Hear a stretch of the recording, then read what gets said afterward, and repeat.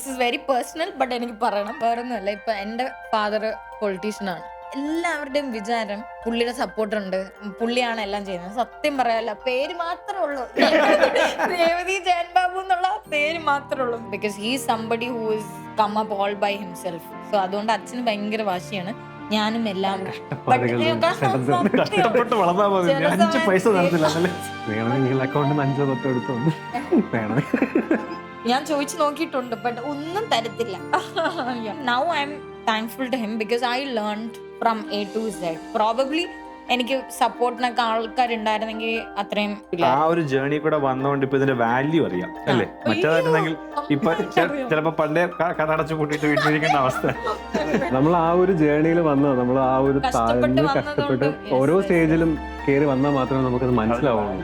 Value correct ആയിട്ട് മനസ്സിലാവുള്ളൂ. അത് ശരിയാണ്.